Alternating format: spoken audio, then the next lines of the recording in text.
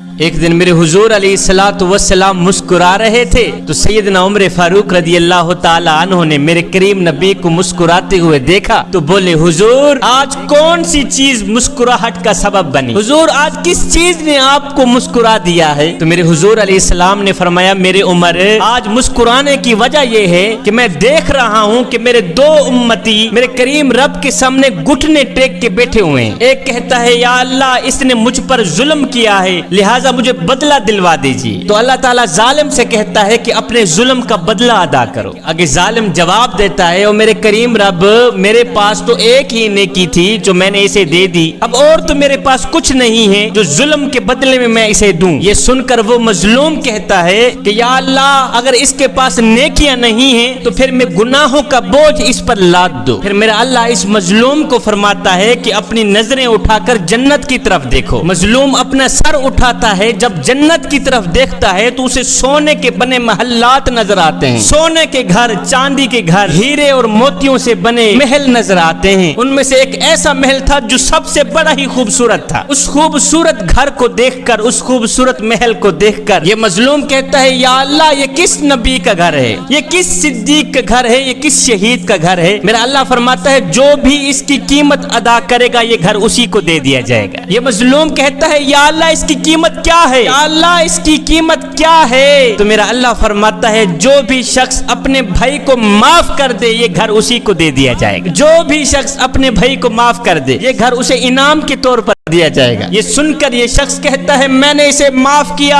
या अल्लाह मैंने इसे माफ किया, माफ किया, माफ किया। फिर मेरा अल्लाह फरमाता है, ऐ बंदे अगर तूने अपने भाई को माफ कर दिया है तो फिर जा तू भी इसी महल में चला जा, अपने भाई को भी साथ महल में ले जा। तू भी इसी खूबसूरत घर में चला जा, अपने भाई को भी इसी खूबसूरत घर में ले जा। ये इनाम तुझे इसलिए दिया जा रहा है, ये जज़ा तुझे इसलिए दी जा रही है कि तूने मेरे बंदे को माफ कर दिया, तूने मेरे बंदे से सुलह कर ली है। मेरे करीम नबी ने फरमाया, अल्लाह से डरो, आपस में सुलह कायम रखो, आपस में सुलह कायम रखो, क्योंकि कयामत के रोज भी अल्लाह ताला मोमिनीन के साथ सुलह फरमाने वाला है। दूसरों के साथ सुलह करना तो जहां रह गया, हम तो अपने सगे भाई के साथ भी सुलह ना कर सके। 10 साल हो गए हैं, 20 साल हो गए हैं, दूसरों के साथ तो हमारी मोहब्बत बरकरार है, हमारा प्यार बरकरार है। दूसरों के साथ तो हम बड़ी ही मोहब्बत से पेश आते हैं, प्यार से बोलते हैं। अगर नफरत करते हैं तो अपने भाई से ही करते हैं, अगर सुलह नहीं है तो हमारे भाई से ही नहीं है। और दूसरों से सुलह करने से पहले अपने भाई के साथ सुलह तो करो ना। एक अक्लमंद नौजवान था, कहीं जा रहा था, जाते जाते उसका गुजर किसी गांव से हुआ। उसने देखा कि गोश्त की एक बोटी के पीछे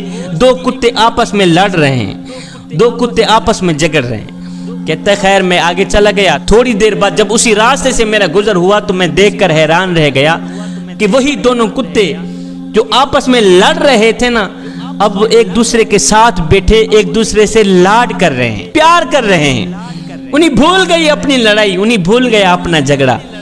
अब वो एक दूसरे के साथ बैठे एक दूसरे से लाड कर रहे हैं। कहता है, उन लड़ने वाले दोनों कुत्तों को आपस में बैठा देखकर मुझे वो 2 भाई याद आ गए जो 10 साल पहले लड़े थे, आज तक नहीं बोले। जो 10 साल पहले झगड़े थे, आज तक उन्होंने आपस में सुलह नहीं की।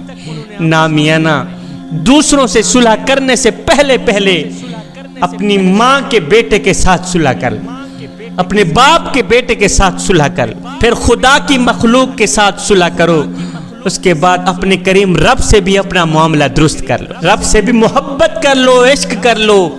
जवानों, रब के इश्क में एक वो मकाम भी आता है कि दुआ तो रही बड़ी दूर की बात, इंसान सिर्फ सोचता है अल्लाह पूरी कर देता है। वो एक नौजवान था, वो शेरों और बकरियों को इकट्ठा चरा रहा था, शेरों और बकरियों को इकट्ठा चरा रहा था। किसी ने गुजरते हुए पूछ लिया, वो नौजवान, और ये शेरों की बकरियों के साथ कब से सुलह हुई है? तो इस नौजवान ने कहा, भाई जब से मैंने अल्लाह के साथ सुलह की है ना, इन्होंने आपस में सुलह कर ली है। जब से मैंने अल्लाह के साथ अपना मामला दुरुस्त किया है, इन्होंने आपस में अपना मामला दुरुस्त कर लिया।